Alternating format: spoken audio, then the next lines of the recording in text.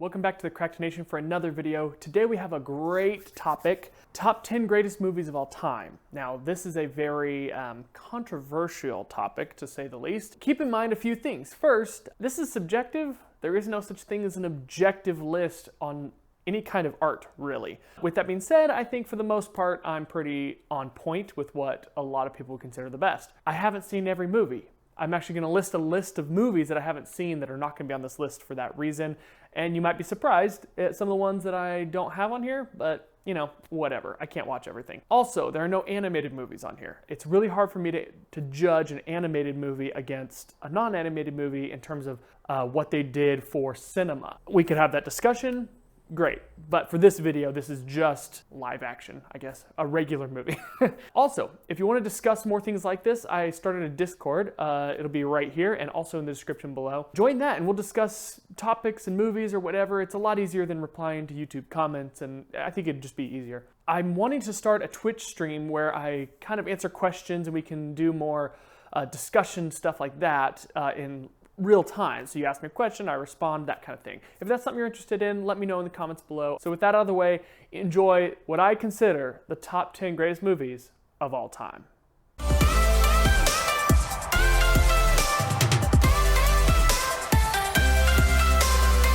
As we get this list started, I'm gonna let you know it is freezing right now. It's like 35 degrees in Texas, which for Texas people is really cold. I'm out here in the garage with my tea, my Indiana Jones mug, and I felt like discussing movies. So that's what I'm doing. Man, I can't see those at all. I need to move that closer.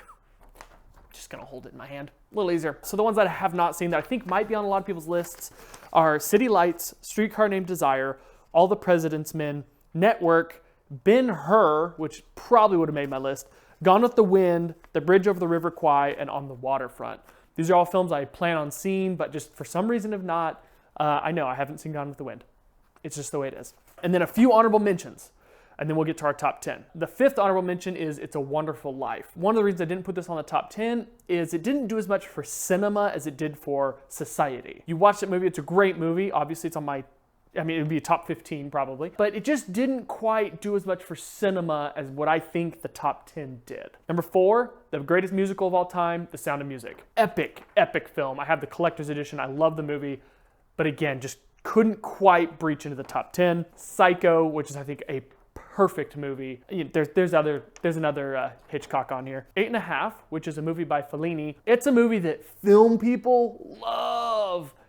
After the 12th watch, most people, if you saw it, you'd be like, this is the dumbest thing I've ever seen. So I kind of left it off because it's only important to film people and not to society as much. And then last on the honorable mentions, the hardest one to leave off, The Good, the Bad, and the Ugly. I recently saw this again in theaters, and by recently I mean a year ago now. It was amazing. It blew me away how good this movie was still. Those are the honorable mentions. I think they're all fantastic films. Add those to your watch list if you have not seen them. Now, let's get to the top 10. At number 10, this is a film that I had said many times I thought was the greatest black and white movie ever made. And then I saw more movies and I no longer think that. However, it's still amazing and I watched it again a month ago and it holds up. 12 Angry Men. This is a masterclass in writing characters. If you want to learn how to write different characters and have them all have different personalities, study this film. It needs to be studied by everyone. The camera work is incredible. The way they use one tiny location to keep you entertained the whole time, you're not bored. Again, the characters are so good in this movie. It's a classic. 12 Angry Men, go see it if you have not seen it. Coming in at number 9, the only movie on this list that was made after 1980. Yeah, that's right. Nothing from the 80s or 90s or 2000s is on this list except for this film. Probably the most controversial pick, actually. There Will Be Blood. Yeah, a lot of people either have not seen this movie or saw it and were like, that movie was dumb. No.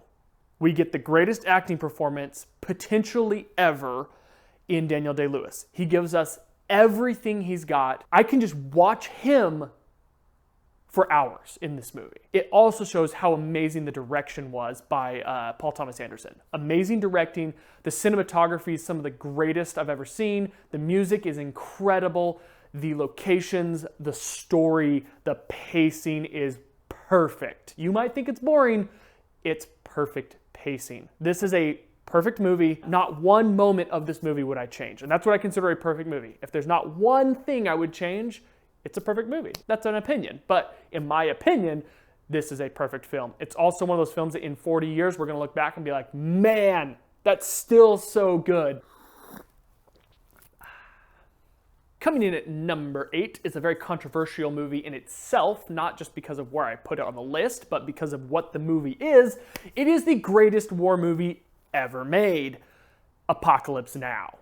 You might disagree. You might think Saving Private Ryan. You might think Platoon. You might think Patton. Whatever you think, that's great, cool. Nothing is more important to cinema and culture than Apocalypse Now. Apocalypse Now did things in the film industry that nobody thought was possible. He took such a horrible experience. I mean, it took years to film this movie. Problems were happening. Everything about this movie is epic, including some of the failures that happened during filming. For him to create the movie he did is only done by somebody like Francis Ford Coppola. Nobody else could have done that. Outside of maybe Kubrick. Kubrick could have done that. A couple things about Apocalypse Now. I didn't like the movie when I first saw it. I was very upset. I got angry at the direction he was going with it and the story he was telling and the bias that I thought was in it. However, upon rewatching it, I realized his whole point of making the movie was to make you upset at the war and upset at the people and all that. And it worked because I was so mad after I watched the movie and I realized, oh, that's kind of the point. He wants us to be upset about this event that happened, and I think he did it very well. Obviously, it's an amazing movie. Now, I don't think it's a perfect movie. I think there still are maybe a few things here and there that can be changed. The impact that Apocalypse Now had on the film world is undeniable. The Rise of the Valkyrie scene is one of the most memorable scenes in cinema history. It is epic beyond proportions. The acting is spot on. Martin Sheen was amazing in that movie. And I think that Apocalypse Now definitely deserves a spot on the top 10. Coming in at number 7, we have a movie that most people have seen. It's the only love story I have on my list, Casablanca. Again, I rewatched this recently, and this movie holds up. This movie is so good at keeping you intrigued at what's going on. I've seen the movie before, and I still was like, what's going to happen? Because it's just so well put together. Casablanca is the best Humphrey Bogart movie. He's maybe not the best in it as like maybe the Maltese Falcon, but this is the best movie that he is a part of, which is saying a lot because Humphrey Bogart has been in some masterpieces, and this is the best of them all. Casablanca is a great study into how to shoot a film in limited locations, not quite like 12 Angry Men, but limited. There's not that many big locations, but making it seem huge for being kind of a small little movie when you really break it down. And I think that's excellent, and it kind of paved the way for how love stories moved in cinema from then on. For better or worse, doesn't matter. That it influenced cinema in the way it told the story of love and sacrifice and all of that. And so I think Casablanca definitely deserves a spot on the top 10 list. Coming in at number 6, we have the only Alfred Hitchcock movie to make the list. I could have put a few other movies on here. I mean, I had Psycho as an honorable mention. Rear Window is also an honorable mention. South by Southwest, North by Northwest.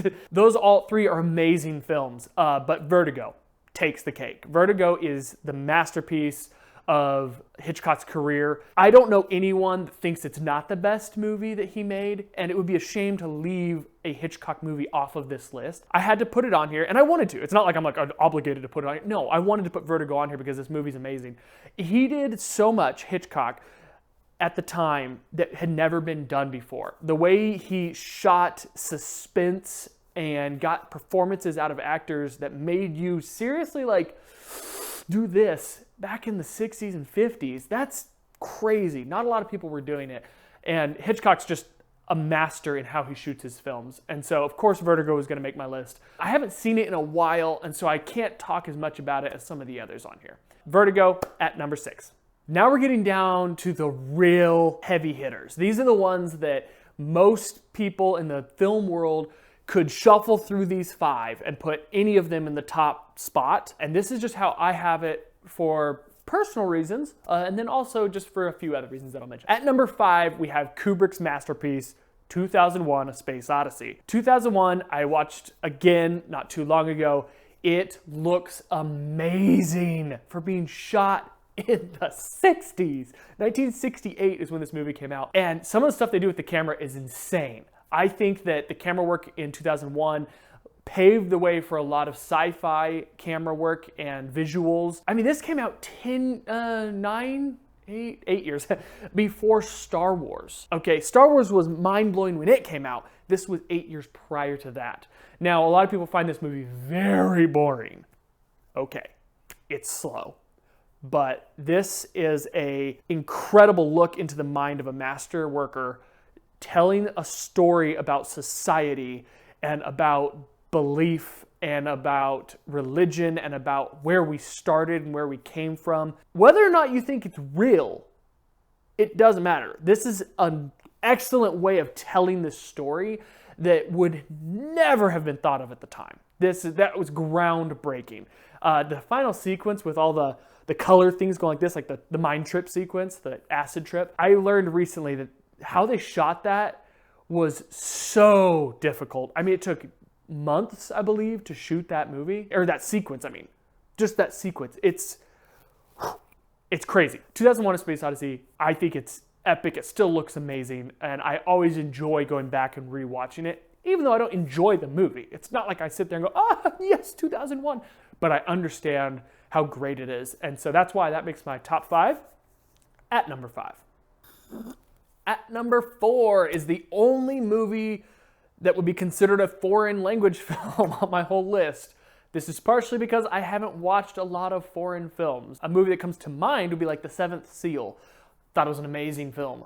I don't know how to put that in my list right now. I'm not advanced enough in knowledge in the cinema history to know what The Seventh Seal did. However, I can tell you lots of things that The Seven Samurai did for cinema. Kurosawa's The Seven Samurai is his masterpiece. Now, I say that because he has about 12. So this is like the top of Kurosawa's work. Seven Samurai, because of that movie, we have almost any kind of movie after that that has to do with rescuing people in need is because of Seven Samurai. We get The Magnificent Seven, which is a blatant ripoff of Seven Samurai. Well done, not as good. We just get all kinds of films where a group of people meet another group of people and die for them. That's The Seven Samurai. That is what makes this movie so good, is learning about these seven samurai and how individual they each are. That's one thing that Kurosawa's really good at. You watch his movies and you never get their characters confused. The characters are big personalities and they are so fun to watch. You just don't get them confused. You go, oh yeah, that guy's that guy. Oh yes, that guy's that guy, because how they walk, how they act, how they dress. You're never confused, which is very rare for a foreign language film for American viewers, is that we usually get a little confused. Not in this one. Not in anything that Kurosawa does. So I think Seven Samurai is a must-watch for everyone. It's like a 3 hour and 20-minute movie. The first half is pretty much them recruiting the seven. That is probably my favorite part, because you get to learn about all of the characters and their development and how they interact. And the lead actor, unfortunately I can't remember his name and I can't pronounce it, this guy, he's amazing. And he's in a lot of Kurosawa stuff. I say he's the main actor. He might not be the main in this movie, but he's a main in a lot of Kurosawa stuff. You can tell he came from the silent film era. It brings that bravado to his movies, and I love watching them. So number 4 is Seven Samurai. Number 3 is the most epic movie of all time, Lawrence of Arabia. Lawrence of Arabia is, without a doubt, the biggest film on this list. And I say that because back in the 50s when this was shot, I believe 1962, when Lawrence of Arabia was shot, they didn't have phones, okay? And if you've seen this movie, there are scenes where miles, I want to say like 20, 30 miles away, maybe 40 miles, you have thousands of extras moving on camels and on horse and running around, and they had to signal the flags to tell them where to go, when to go. The production of this movie is amazing. I can't even imagine what it would have been like to work on this movie. Probably brutal, and it probably would have been awful, but they created an amazing film. Now, the story of Lawrence, I think, is what really gives this movie the the backbone that it needs, because yes, they have great cinematography. Yes, they have great sound. The score is amazing. Yes, they have great acting, but the story is what carries Lawrence of Arabia. It's a fascinating story. If you have not seen Lawrence of Arabia, it's like 3.5 hours long. I bought it on Amazon, the 4K download, for $4. So sometimes you can get it really cheap. So look out for that one. It looks beautiful. I mean, I'm talking amazing looking, okay, for being that far back. And they caught a mirage on film. Think about that. Right now we think, oh, no problem. You put your camera up, you look, you adjust the settings. Oh, got the mirage on the camera. No. This was back when the only person who could see the exposure was the cinematographer, and even then it was iffy. I can't imagine what they thought when they opened the daily and there's a mirage caught on film. Like, amazing stuff like that happened in Lawrence of Arabia. It's an amazing film. Go watch it. That's my number 3. Coming in at number 2 is considered by most to be the greatest film of all time. I did not put it at number 1. I put it at number 2 because this is my list, and that is Citizen Kane. I rewatched Citizen Kane recently. I felt like this was a good time to come out with this list because I've watched a lot of these movies recently. Citizen Kane still holds up. And much like Lawrence of Arabia, the story is so strong in this movie. I could oversee potential problems, although there were not any potential problems. Citizen Kane is as close to a perfect movie as you can get.